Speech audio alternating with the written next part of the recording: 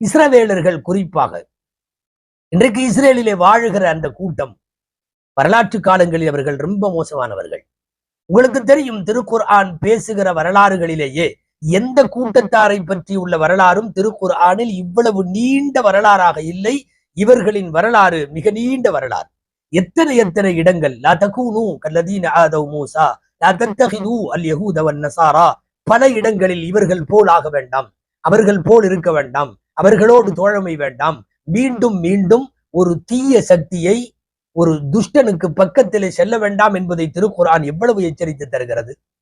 இந்த உலகத்தில் கிறிஸ்தவர்கள் பலஸ்தீன் வெற்றி கொள்ளப்பட்ட போது, பைத்துல் முகத்தஸ் வெற்றி கொள்ளப்பட்ட போது, அந்த மஸ்ஜிதுல் அக்ஸாவினுடைய சாவியை நீண்ட சிலுவை போர்களுக்கு பின்னாலே முஸ்லிம்களிடம் ஒப்படைத்த கிறிஸ்தவ சமுதாயம் உமர் ரலியல்லாஹு அன்ஹு இஸ்லாத்தினுடைய இரண்டாவது ஜனாதிபதியிடம் சாவியை கொடுக்கிற போது சொன்னது என்ன தெரியுமா?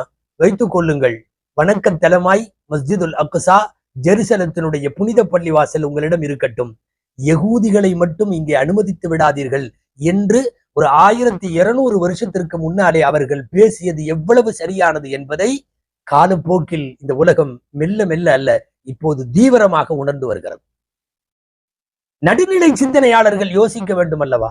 1947க்கு முந்தைய பல்லாயிரம் ஆண்டு கால வரலாற்றில் யூதர்கள் நாடு நாடாய் விரட்டப்பட்டது ஏன்? நல்லா இருக்கிற ஒரு நாட்டில இருந்து ஒரு கூட்டத்தை நீங்க வெளியே போங்கன்னு துரத்த மாட்டாங்க. அவர்கள் சரியாக இருக்கிறார்கள் என்றால் தேவையான உதவிகளையும் மரியாதைகளையும் செய்து வைத்துக் கொள்வார்கள். வரலாற்று காலங்களில் எல்லா நாட்டில இருந்தும் நீ முதல்ல வெளியே போய் என்று நாடு நாடாக துரத்தப்பட்ட இந்த நாடோடிகள் என்ன குறும்புத்தனமும் சேட்டைகளும் அத்துமீறலும் வரம்பு மீறிய காரியங்களையும் செய்திருந்தால் நாடு நாடாக விரட்டப்பட்டிருப்பார்கள்.